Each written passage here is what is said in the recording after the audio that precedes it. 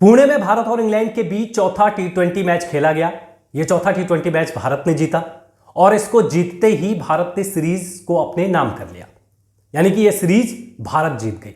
लेकिन सीरीज जीतने के बाद टीम इंडिया पर आरोप लगे कि भाई यह मैच टीम इंडिया चीटिंग से जीती है, और यह आरोप किसी और ने नहीं बल्कि इंग्लैंड के जो कप्तान हैं बटलर, उन्होंने लगाए। उनकी तरफ से कहा गया कि भाई टीम इंडिया मतलब यह पूरा मैच जो हुआ वो चीटिंग से जीता है। कहां हुई चीटिंग, कैसे वो कह रहे हैं कि ये चीटिंग हुई है, इस वीडियो में बताएंगे और बताएंगे कि क्या है रिप्लेसमेंट का नियम जो इस मैच में लागू किया गया। जी हां, नमस्कार, मैं हूं सुरेश नेगी और आप देख रहे हैं आपका अपना यूट्यूब चैनल स्पोर्ट्स 360 स्काई। तो सबसे पहले बात करते हैं कि भाई जो चौथा टी20 मैच पुणे में खेला गया वो भारत ने जीता और भारत ने जीतते ही सीरीज को भी अपने नाम कर लिया। यहां तक तो ठीक था, लेकिन जब भारत जीता उसके बाद बटलर प्रेस कॉन्फ्रेंस करने आते हैं और भारत पर आरोप लगाते हैं कि भाई ये चीटिंग से मैच जीता गया। अब सबसे पहले आपको बताते हैं कि हुआ क्या। भाई 20वां ओवर चल रहा था, इंडिया की बैटिंग चल रही थी, 20वां ओवर चल रहा था और शुभम दुबे बैटिंग कर रहे थे। जब वो बैटिंग करने आते हैं, यानी कि बैटिंग वो कर रहे थे 20वें ओवर में, तो एक बॉल उनके सर पर लगती है, यानी कि सर के पीछे के साइड पे उनके बॉल लगती है।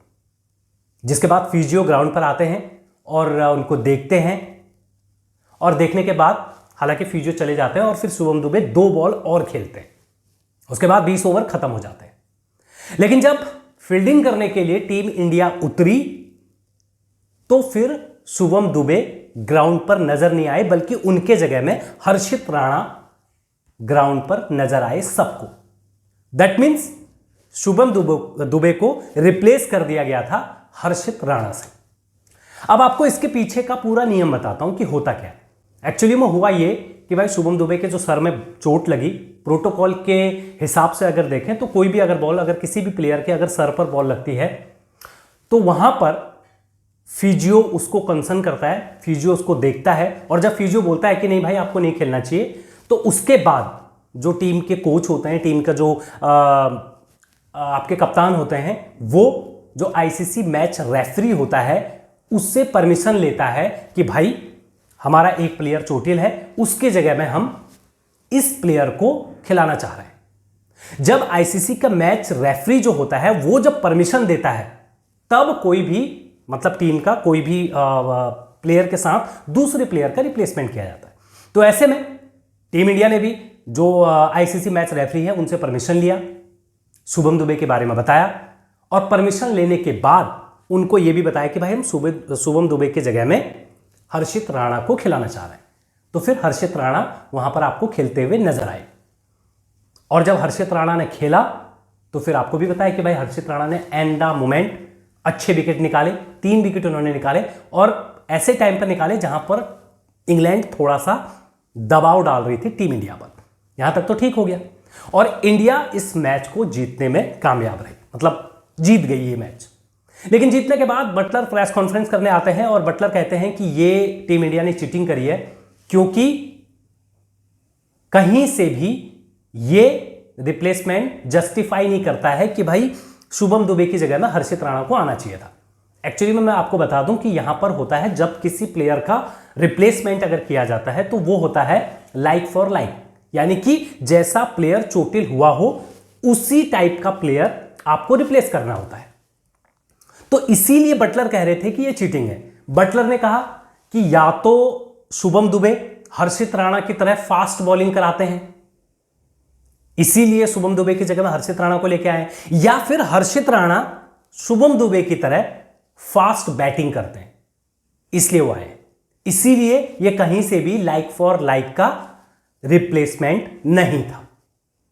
एक्चुअली में इस नियम के हिसाब से यह होता है ना कि अगर कोई प्लेयर आपका चोटिल हुआ हो और वो अगर जैसे शुभम दुबे को अगर चोटिल हुए थे तो शुभम दुबे ज्यादातर फास्ट बॉल मतलब वो बैटिंग करते हैं, अच्छी बॉलिंग करते हैं, हल्का फुल्का बॉलिंग करते हैं। लेकिन जो हर्षित राणा है वो फास्ट बॉलिंग कराते हैं, मतलब मीडियम फेसर वो हैं, लेकिन बैटिंग इतने अच्छा नहीं करते हैं। तो कहीं से भी ये जस्टिफाई नहीं हो रहा था कि भाई शुभम दुबे की जगह में हर्षित राणा को आना चाहिए था। लेकिन यही बात इंग्लैंड की टीम कह रही है, यानी कि बटलर कह रहे थे कि भाई ये कहीं से भी जस्टिफाई नहीं हुआ। लेकिन अब यहां पर टीम इंडिया की गलती इसलिए नहीं है क्योंकि भाई यहां पर टीम इंडिया ये डिसाइड नहीं करता है। मैं आपको सबको बताऊं कि भाई टीम इंडिया का जो कैप्टन होता है या कोच होता है वो डिसाइड नहीं करता है कि इसको इसकी जगह में आना चाहिए। वो खाली नाम को सजेस्ट करता है कि भैया हम हर्षित राणा की जगह में शुभम दुबे की जगह में हर्षित राणा को लेके आ रहे हैं। ये डिसाइड करता है जो आईसीसी का मैच रेफरी है, वो परमिशन देता है। तो अगर आईसीसी का मैच रेफरी ने ये परमिशन दिया है कि हाँ भाई आप खिलाओ, तो फिर टीम इंडिया की गलती कहां से हुई? टीम इंडिया ने चीटिंग कहां से करी? और अगर बटलर को आपत्ति थी तो जिस समय हर्षित राणा ग्राउंड पर आए थे उस समय वो शिकायत कर सकते थे। आईसीसी का जो मैच रेफरी है उनके पास जा सकते थे, अंपायर को बोल सकते थे कि भाई ये प्रॉब्लम है, उनको अपनी बात रखनी चाहिए थी। तब जाके वो प्रेस कॉन्फ्रेंस में कहते ना कि मैंने अपनी बात रखी बट मेरी बात सुनी नहीं गई। लेकिन उन्होंने ना अपनी बात रखी, ना उनको दिक्कत थी, लेकिन जब वो मैच हार गए एक एक्सक्यूज उन्होंने दे दिया कि भाई हम इस तरीके से हारे हैं, जबकि ये कहीं से सही नहीं था।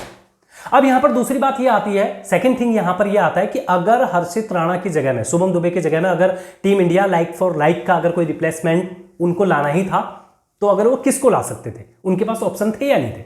तो जी हां, उनके पास ऑप्शन थे।